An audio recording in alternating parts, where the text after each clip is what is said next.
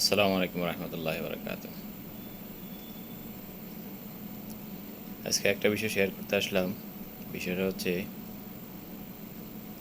মানুষের জীবন আল্লাহ সুবহানাহু ওয়া তাআলা কতভাবে রাখছেন এবং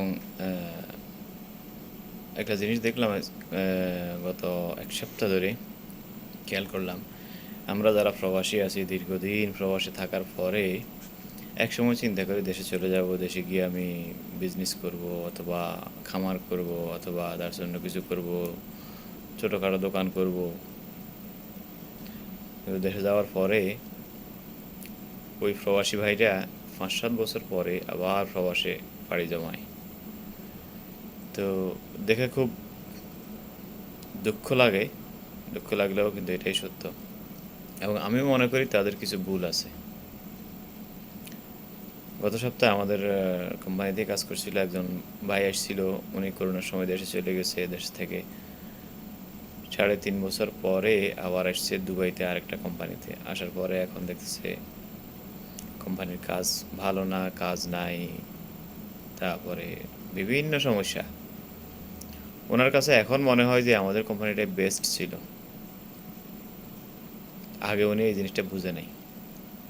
ভাবছিল এত বছর বিদেশ করছি, ১২-১৪ বছর, এখন চলে যাবো, দেশে যাই, মোটামুটি একটা অবস্থান আছে চলার মতো।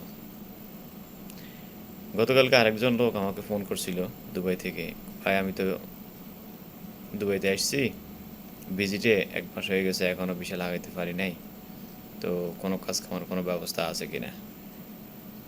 উনি ২০১৪ সালে 2014 সালে একসাথে কাজ করছি আমরা। 14 সালের লাস্টে অথবা 15 সালে উনি চলে গেছে। এই ৯-১০ বছর পরে এখন ওই লোকটা আবার প্রবাসে আসছে। তাই আমি বলবো প্রবাসী ভাইদেরকে, আপনারা ডিসিশন নেওয়ার ক্ষেত্রে একটু ভেবেচিন্তে ডিসিশন নেবেন।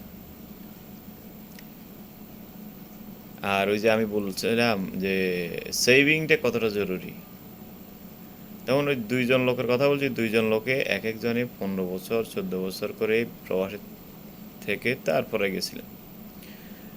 শুরু থেকে যদি উনি অন্তত ১,০০০ টাকা করে সেভিং করত, ১০ বছর ওনার কত টাকা হইতো?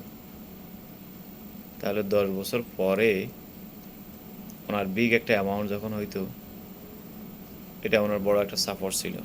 কিন্তু ওই ভুলটা করার কারণে ২জন লোক, এরকম অসংখ্য লোক। আমি কয়েকদিন আগে আমাদের কোম্পানির অফিসে একটা কাজে গেছিলাম। একজন লোক বসা দেখে আমাকে জিজ্ঞেস করলো, ভাই কী অবস্থা, কেমন আছেন, কোম্পানির পরিস্থিতি কীরকম, কাজ কাম কেমন চলছে? আমি বলছি চলছে তো আলহামদুলিল্লাহ ভালোই। পরে বলতেছে, ভাই আমি তো ৭ বছর আগে ক্যান্সেলে গেছি এই কোম্পানি থেকে, দেশে গিয়া ছোটো ভাই সহ ব্যবসা বাণিজ্য করছি, এখন তো ধরা খেয়ে গেছি প্রায় ৩০ লাখ টাকা। এখন বউর গয়না বিক্রি করে কিছু ধার দেনা করে আবার চলে এসেছি কোম্পানিতে ভিসা লাগানোর জন্য, চেষ্টা করতেছি। এখন পিয়ারুর সাথে কথা হয়েছে, দেখা যাক কী হয়। তা আসলে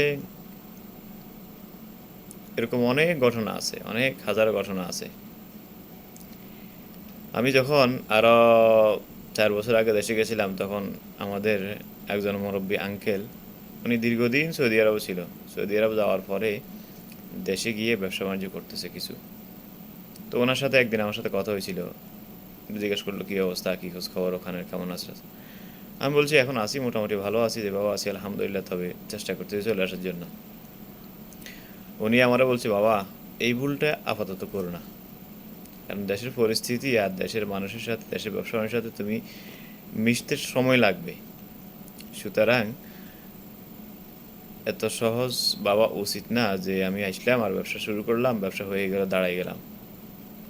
আমাকে দেখছো, আমি আসছি ২ বছর হয়েছে, কিন্তু এখন পর্যন্ত যেই কোনো ব্যবসাতে যাই বাধা, এটা অমুকের, এটা তমুকের, এটা এভাবে, এটা এইভাবে।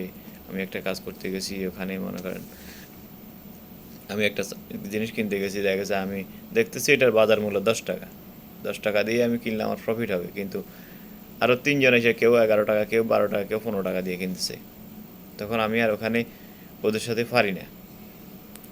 সুতরাং প্রবাসী ভাইয়েরা যারা আছেন, ডিসিশন নেওয়ার ক্ষেত্রে বহুত চিন্তা ভাবনা করে ডিসিশন নেবেন, এবং একটা জিনিস মনে রাখা উচিত যে আমি প্রবাসে থাকা অবস্থায় যেই পরিমাণ আমার খরচ, যেই পরিমাণ যেভাবে আমার চলাফেরা, যেভাবে আমার স্টাইলিশ, এগুলা দেশে গেলে হবে না। আপনাকে লোভ লালসা কমিয়ে আনতে হবে। আপনি এটা চিন্তা করতে হবে যে আমি দেশে ইনকাম করে শুধু নিজে চলার মতো একটা ব্যবস্থা হবে।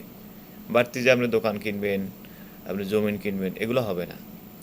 অনেকে মনে করে যে আমি দেশে গিয়ে ব্যবসা বাণিজ্য করে এগুলো করবো, এটা ভুল ধারণা। এটা করতে গেলে আপনাকে দেশে ব্যবসা বাণিজ্য করতে হবে মিনিমাম 5 থেকে 7 বছর অথবা 10 বছর, এবং একটা ব্যবসা সেট হওয়ার পরে আপনি এগুলো করতে পারবেন। আশা করি সবাই বুঝতে পারছেন। ধন্যবাদ সবাইকে, ভালো থাকবেন। আল্লাহ হাফিজ। আসসালামু আলাইকুম রহমতুল্লাহ।